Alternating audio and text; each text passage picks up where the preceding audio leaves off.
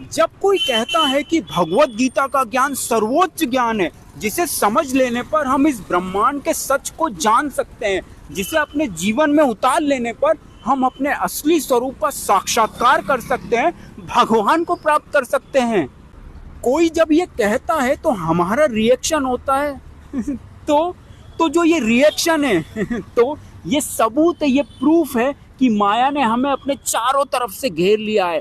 माया पूरी तरीके से हम पर हावी है। इसने अपना काम हमारे दिमाग में ये बिठाकर कर दिया है कि भगवान अगवान सब झूठ है, ज्ञानवान आत्मा परमात्मा ये सब मनगढ़ंत बातें हैं, ये कुछ नहीं होता है, ये जो संसार दिख रहा है ना वही सत्य, बाकी सब झूठ है।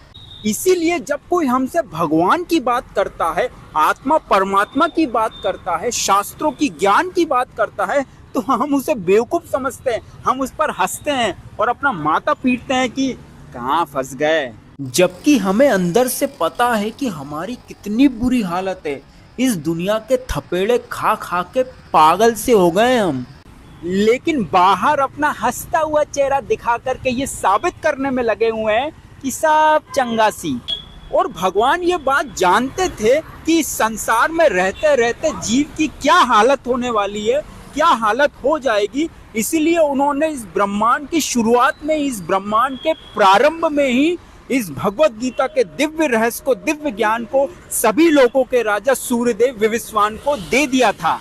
विवस्वान इस मनवंतर में सूर्यदेव है। अगर आपको पता नहीं है कि मनवंतर क्या होता है, एक मनवंतर हमारे कितने सालों के बराबर होता है, तो मैं आपको बता दूं कि सतयुग 17,28,000 वर्षों का, त्रेता युग 12 लाख वर्षों का, द्वापर युग 8 लाख वर्षों का और कलयुग 4,32,000 वर्षों का होता है। और जब इनका टोटल करें तो एक पूरा चतुर्युग 41,60,000 वर्षों का होता है। और जब ऐसे 71 चतुर्युग पूरे होते हैं तो उसका एक मनवंतर होता है, यानी एक मनवंतर 29,53,60,000 वर्षों का होता है।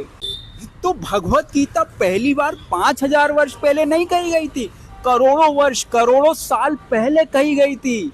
और ये भगवान भी बता रहे हैं कि इमं विवस्वते योगम प्रोक्तवान हम वयम विवस्वान मनवे प्राहा मनुरिक्ष्वा कवे ब्रवीत। यानी भगवान श्री कृष्ण ने कहा कि मैंने इस अमर योग विद्या का उपदेश सूर्यदेव विवस्वान को दिया और विवस्वान ने मनुष्यों के पिता मनु को उपदेश दिया और मनु ने इसका उपदेश इक्ष्वाकु को दिया। समझे? राधे राधे।